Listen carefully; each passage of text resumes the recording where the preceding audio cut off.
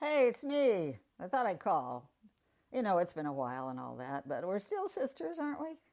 Yeah. I talked to Jerry yesterday. He says the hospice folks came in to set things up for you. They say you got maybe 3 days, 5 at most. He says you're tired of wearing diapers, blood transfusions, all that crap. Yeah, I get it. He's a good boy, our Jerry. He lets me call him sometimes. He says I shouldn't come by because of the lockdown and all. So don't worry. I ain't coming over. You don't want me around, I get that. But I figured I'd still call because, it might.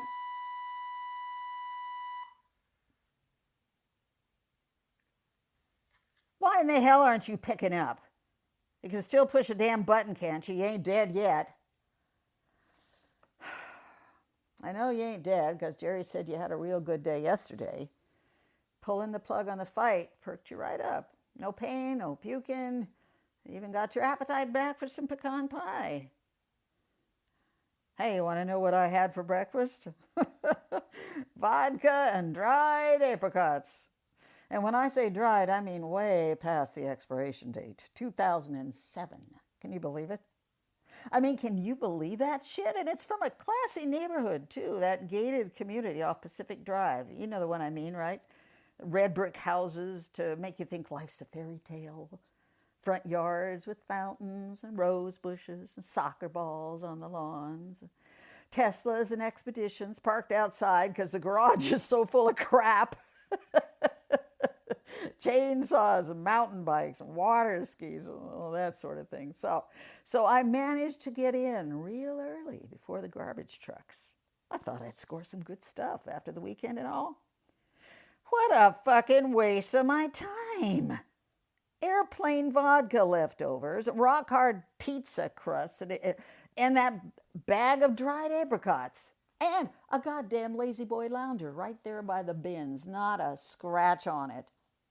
You throw away a brand new chair, but you keep a bag of apricots for 13 years? What a fucked up way to live. Put the apricots in your cereal, for Christ's sake, or in a pie. And speaking of pie, I heard that Mary made you a killer pie. Came over yesterday, stayed a while. So now you're hanging with the born-again Christian neighbors, but you can't be bothered with your own blood, you fucking traitor. You're about to drop dead, but you won't be moved. You're like a goddamn refrigerator. You haven't changed since you were 6, and you know what I'm talking about. I tell you to go home, and do you listen? No, you squeeze my hand like it's a fucking handrail on a roller coaster, and you won't let go. I'm all fired up, ready to kill them boys, all 3 of them. And you got a vice grip on my hand like we were sewn together. Let's go home now, you said. No, you said let's run, but I say no. No, we don't run, we walk. We walk slow. We show the beasts we ain't afraid. Send a message to every kid in that goddamn school. They better not mess with the Baker sisters. Holding hands, walking home in peace. Walking home in peace. Peace, I hate that fucking word.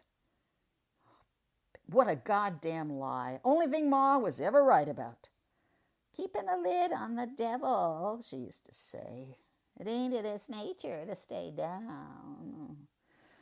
Jesus Christ. You ever think about her mouth? Those paper-thin lips? Taut skin like a fucking balloon about to burst. And the nastiest shit out of that mouth. You got your daddy's devil in you.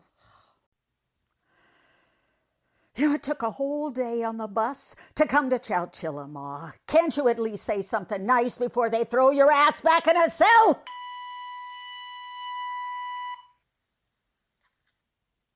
And I know why you took her in when she got out. You think because she did what she did that we owe her something, that I owe her something. Well, she was too fucking late if you ask me. She let him do what he did, so I don't owe her nothing. But you take her back in. What'd you expect was going to happen? That you just stay to water your tomatoes, feed your cat, make the Sunday turkey roast? She sucked you dry, didn't she? No goodbyes, no I'm sorry, just took the money and split. With your goddamn coffee maker, Jerry said. Yeah, just took the money and the coffee maker. I suppose you learned your lesson with Ma, so later when I got out, you could save yourself some trouble. But we hold on to hope, don't we? That people will change, that they'll be what we want them to be. Say the words we want them to say, the kind.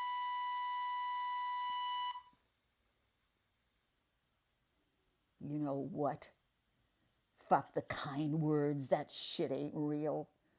You want to get real? Let's get real. So, yeah, okay, maybe I fucked up and you had to pay for some of it, or a lot of it, I don't know. But God damn it, you were my little sister and I went to his room so you didn't have to. So you can stay pure, whole, unspoiled. Ma was right there and she did nothing. All those years she didn't lift a goddamn finger.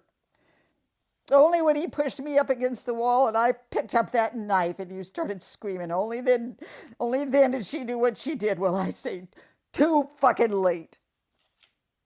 Too fucking late. I was pregnant and barely 18 when I pushed that baby out of me, and I tried not to see the devil in him and in that little Jerry. I tried not to. I really did. I tried not to hurt him when he cried, not to break his little bones. I wish I'd stopped. I wish I hadn't hit you too. I wish I never did any of it. No one should have to live through that shit.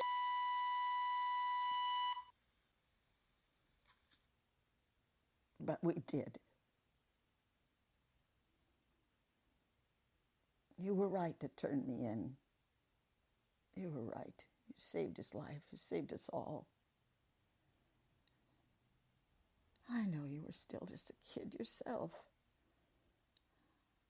But you raised him to be a fine young man, Aunt Jerry. He lets me call him sometimes. Did I tell you that?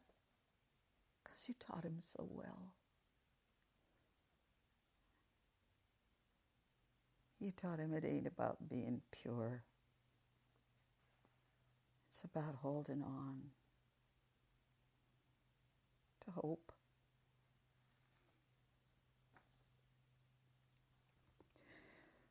So I'm calling to say whatever it is, that poison you got in your blood, it should have been mine. It should have been me pulling the plug on that fight. Calling to say I'd give anything to hold your hand one more time. Anything for two sisters to hold hands and walk home in peace. Walk slow 'cause we ain't afraid. No, sir, we ain't afraid anymore.